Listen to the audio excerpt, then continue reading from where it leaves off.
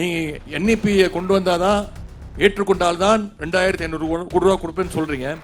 ஆனால் ஒன்றிய அரசு நீங்கள் எனக்கு 10,000 கோடி ரூபாய் கொடுத்தாலும் எந்த காலத்திலும் புதிய கல்விக் கொள்கையை தமிழ்நாட்டு மக்களிடம் நான் கொண்டு செல்ல மாட்டேன் என்று எதிர்த்தவர் தான். ஒன்றிய அரசினுடைய சர்வாதிகார போக்குகளால மாநிலங்களுடைய உரிமைகள் கேள்விக்குறியாக இருக்கக்கூடிய இந்த நேரத்தில் சரியான தருணத்தில் இன்றைக்கு இந்த முக்கியமான நிகழ்வை நாம் நடத்தி கொண்டிருக்கிறோம். திராவிட முன்னேற்ற கழகத்துடைய அடிப்படை கொள்கையில் ஒன்று முக்கியமான முழக்கம் மாநில சுயாட்சி என்பது. பேரறிஞர் அண்ணா, முத்தமிழறிஞர் டாக்டர் கலைஞர், திரு முரசொலி மாறன் அவர்கள் என நம்முடைய திராவிட இயக்க தலைவர்கள் அனைவரும் மாநில சுயாட்சி முழக்கத்தை தான் உயர்த்தி பிடித்தவர்கள். 2021 நம்முடைய திராவிட முன்னேற்ற கழகம் நம்முடைய முதலமைச்சர் அவர்கள் பொறுப்பேற்ற பொழுது வந்ததிலிருந்து டெல்லியில் உள்ள அரசை நாம மத்திய அரசு என்று அழைப்பதில்லை, ஒன்றிய அரசு என்றுதான் அழைத்துக் கொண்டிருக்கிறோம். நாம் அப்படி ஒன்றிய அரசு அப்படின்னு அழைக்க தொடங்கியதும் பலர் பதறிவிட்டார்கள், பலர் எதிர்த்தார்கள். அப்பொழுது நம்முடைய முதலமைச்சர் அவர்கள் சட்டமன்றத்திலேயே மிக தெளிவாக ஒரு விளக்கத்தை சொன்னார்கள். இந்திய அரசியலமைப்பு சட்டத்தில் யூனியன் அண்ட் ஸ்டேட் என்றுதான் குறிப்பிடப்பட்டுள்ளது. யூனியன் கவர்மெண்ட் என்பதை மத்திய அரசு என்று மொழிபெயர்ப்பது சரியாக இருக்காது, அது தவறு என்று நம்முடைய முதலமைச்சர் அவர்கள் சட்டமன்றத்திலே விளக்கினார்கள். இதை அரசியல் சட்டத்தை எழுதிய அண்ணல் அம்பேத்கர் அவர்கள் தெளிவாக சொல்லியிருக்கின்றார்கள். இந்திய அரசியல் சட்டத்தில் மாநில பட்டியலில் உள்ள அதிகாரங்களை எல்லாம் கன்கரண்ட் லிஸ்டுக்கு மாற்றிக்கொண்டு வருகிறார்கள்.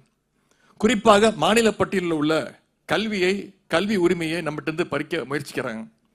கல்வி தொடர்பாக மாநில சட்டமன்றங்களை புறக்கணித்து விட்டு ஒன்றிய அரசே தன்னுடைய சட்டங்களை இயற்றி வருகிறது.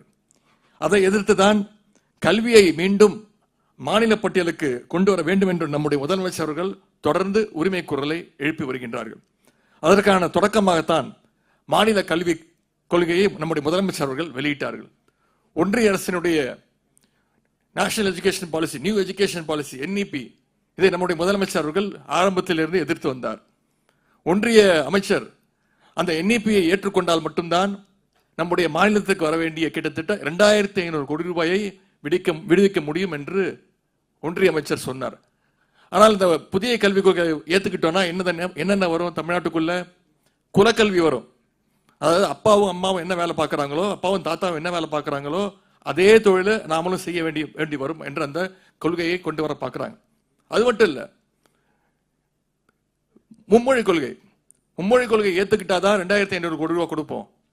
அதுல பாத்தீங்கன்னா குறுக்கு வழியில ஹிந்தியையும் சமஸ்கிருதத்தையும் தமிழ்நாட்டுக்குள்ள நுழைக்க பார்க்கிறாங்க.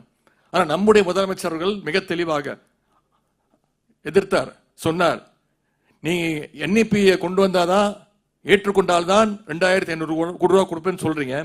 ஆனால் ஒன்றிய அரசு நீங்கள் எனக்கு 10,000 கோடி ரூபாய் கொடுத்தாலும் எந்த காலத்திலும் புதிய கல்விக் கொள்கையை தமிழ்நாட்டு மக்களிடம் நான் கொண்டு செல்ல மாட்டேன் என்று எதிர்த்தவர் தான் நம்முடைய தலைவர் அவர்கள். இதனால் மாநில அரசிற்கு பல்வேறு வழிகளில் கடும் நெருக்கடி உள்ளாகின்றது. வருமான வரி, சுங்க வரி, நிறுவன வரி, இப்பொழுது புதிதாக GST என்று அனைத்து வளமான வரிகளையும் ஒன்றிய அரசு எடுத்துக்கொண்டு விட்டது. மாநிலங்களை நிதிக்காக கையேந்த வைக்கும் அமைப்பாக மாற்றிவிட்டார்கள். டீலிமிட்டேஷன் என்று இப்பொழுது கொண்டு வந்திருக்கிறாங்க.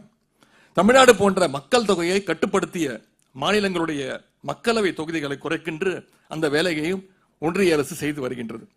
ஏற்கனவே தேர்தல் ஆணையத்தின் மீது பல்வேறு குற்றச்சாட்டுகள் ஒவ்வொரு நாளும் வந்து கொண்டிருக்கிறது. ஓட்டு திருட்டு என்பது இந்திய ஜனநாயகத்திற்கே மிகப்பெரிய ஒரு அச்சுறுத்தலாக இன்றைக்கு இருக்கின்றது.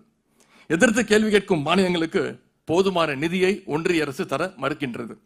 இதையெல்லாம் மீறிதான் மாநில உரிமைகளை நாம் நிலைநாட்ட வேண்டிய அந்த நிலைமை நாம் இருக்கின்றோம். இருக்கின்ற அதிகாரங்களை வைத்துக் கொண்டே தமிழ்நாட்டை பொருளாதார வளர்ச்சியில் இன்றைக்கு இந்தியாவின் நம்பர் 1 மாநிலமாக நம்முடைய முதலமைச்சர் அவர்கள் மாற்றி காட்டியிருக்கின்றார்கள். பேரறிஞர் அண்ணா அவர்கள் இன்றைக்கே தெளிவாக சொன்னார், state autonomy is a political demand, but it is not a demand of any one political party என்று சொன்னார் பேரறிஞர் அண்ணா அவர்கள். பேரறிஞர் அண்ணா அவர்கள் சொன்னது போல இது ஒரு அரசியல் கட்சியினுடைய கோரிக்கை அல்ல, மாநில சுயாட்சி என்பதே ஒரு அரசியல் கோரிக்கை தான். இந்த கோரிக்கையில் உள்ள நியாயத்தை எல்லோரும் புரிந்து கொள்ளும் வகையில் காலையிலிருந்து இன்றைக்கு பல்வேறு தலைப்புகள்ல பல அறிஞர் பெருமக்கள் உங்களிடையே உரையாற்றி இருக்கிறார்கள். இந்த உரைகள் எல்லாம் மாநில உரிமை போர் வரலாற்றில் மிக முக்கியமான ஆவணங்களாக மாறியிருக்கின்றன. இந்த கருத்தரங்கம் இன்றைக்கு தமிழ்நாட்டிற்கு மட்டுமின்றி ஒட்டுமொத்த இந்தியாவில் உள்ள அனைத்து மாநிலங்களுக்கும் விழிப்புணர்வை ஏற்படுத்தும் நிகழ்வாக நிச்சயமாக இது அமையும். இந்த கருத்தரங்கை மிகச்சிறப்பாக ஏற்பாடு செய்த அத்தனை பேருக்கும் என்னுடைய பாராட்டுகளையும் வாழ்த்துக்களையும் நான் தெரிவித்துக் கொள்கின்றேன்.